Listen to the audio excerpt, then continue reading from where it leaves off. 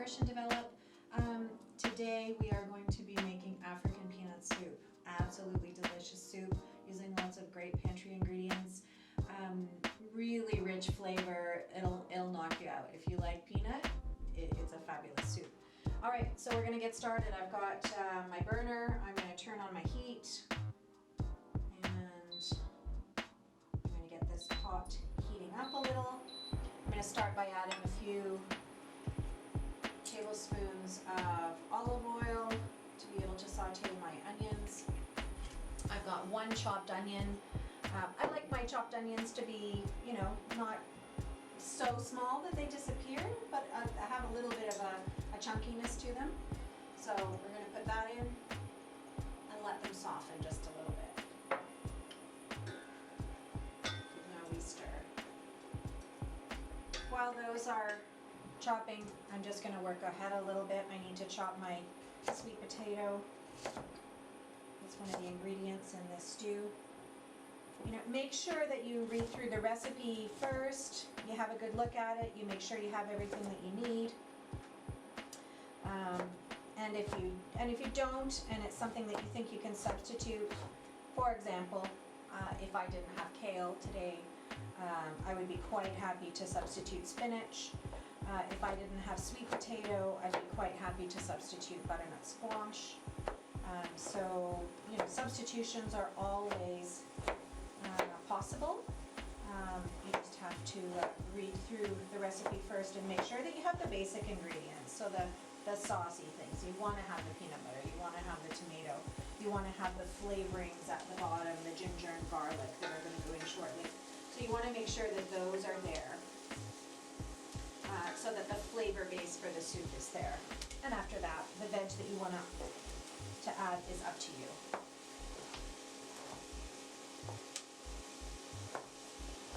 So my onions are sauteing nicely. I want them just to soften a little bit. And then I'll add ginger and garlic. So today I'm using, this is a really quick pulled together soup. I'm using pantry items. These little tubes of flavorings are great to have on hand. Ginger is something that not everybody has in their kitchen. They don't always have a use for it if you don't make a lot of Chinese food or Thai food. It's not necessarily something that you would have around. But these are a really convenient way to get fresh ginger into your food, into your dishes, without worrying about the ginger dehydrating. The other thing is freeze your ginger and grate it from frozen, and it works really well. So ginger, we also want the other aromatic garlic. I'm using pre-chopped garlic today. So 1 tablespoon of that into my pan. It already smells amazing in here. just with those 3 items. That's what most times that you're using spices, you want to make sure that you are able to bring the spices to life. So they're dry, they're in a container, they're in a bag. You want to make sure that you can bring them to life a little bit so you can add them to your hot pan. It releases some natural oils from them, and it intensifies the flavor. So I'm using some crushed chili pepper today. You can use that if you like. You can use a fresh jalapeno if you'd like to add some heat. If you don't want any heat at all, you don't have to add it. I'm also going to add the flavor base for this, besides the peanut, is cumin. Cumin always does really well if you heat it first. It intensifies the flavor, and it makes it certainly smell delicious. It smells really lovely in here. Okay, so I turned down my heat just a little bit. I want to warm those spices through a little, and the next thing I'm going to go in with is some stock. So if you want to keep this vegetarian, you can use vegetarian stock, and you can eliminate the chicken. If you want to make it chicken, if you want to put the chicken in, you can add the chicken and then use some chicken stock. Pantry item, we've got some dry bouillon cubes here. Basically 1 bouillon cube to 3 cups of water, but I want the flavor to be a little more intense, so I'm going to add 2 cubes.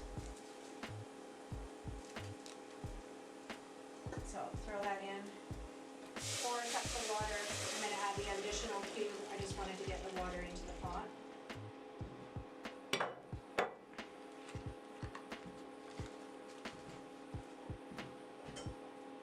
These are great in a pinch. You can use the concentrated chicken stock that you mix with water. You can use the Tetra Packs that are already mixed. You can use the low sodium one. Those are the ones I prefer because I like to be able to add salt if I need it, but not worry about it if there's too much, because once there's too much salt, there's not really a lot you can do. So we're going to let that, I'm going to turn it up just a little bit. And then I'm going to add in my crushed tomato.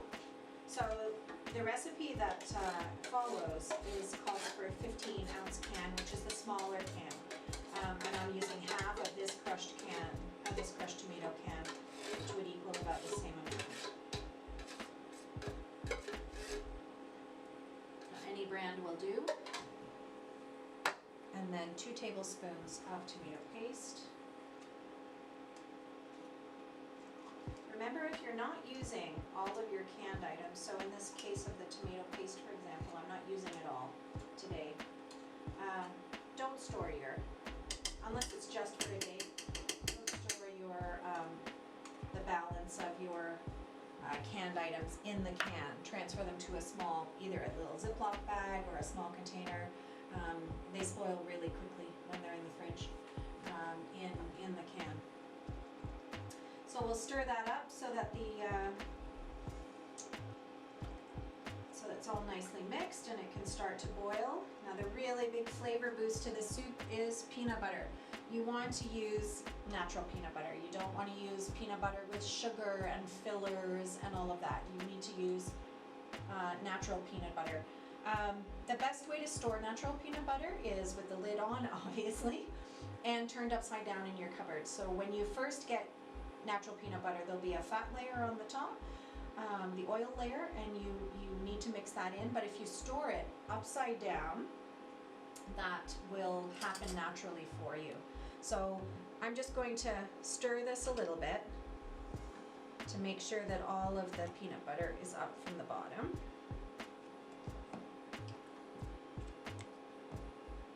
Natural peanut butter doesn't have any sugar, it doesn't have any additional oils, it's just 100% ground peanuts. So I need a cup of peanut butter. So I've got my cup measure here.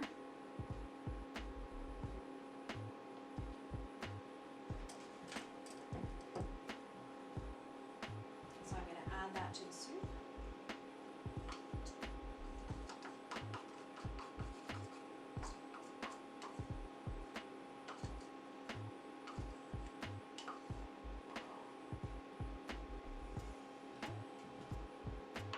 One other thing that I have to add while it's all getting ready to boil and bubble is my sweet potato. So sweet potato, as I mentioned earlier, can be substituted for butternut squash if you prefer. I'm not sure that I would like white potato in it, but certainly butternut squash would be a nice alternative. And as I mentioned, if you wanted to make it a vegetarian soup, you could pile in more veggies and leave the chicken out altogether. You could also put some tofu in if you wanted, and that would make a great addition to it. So we're going to turn the heat down slightly, and we're going to let this come to a simmer, and we're going to let it simmer for 15 minutes, and then we're going to add the chicken and the kale in. Simmering for about 15 minutes. The key to the simmering is to, of course, cook the sweet potato and to thicken the broth a little bit. So it is actually lovely and thick. So to this mixture, I added my kale, I added some chicken, and I added just a can of chickpeas in the mixture to make this lovely thick stew. And now we're just going to serve it. So the garnish is very simple. We're going to ladle it into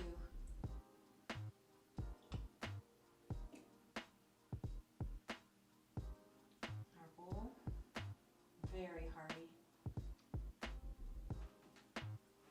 You could use cilantro, you could use basil as a garnish. Today I have parsley, so I'm putting a little chopped parsley on my soup bowl, and I'm using some chopped peanuts to just accentuate the flavor of the peanut butter and give a little crunch to the soup. And then I get to try it.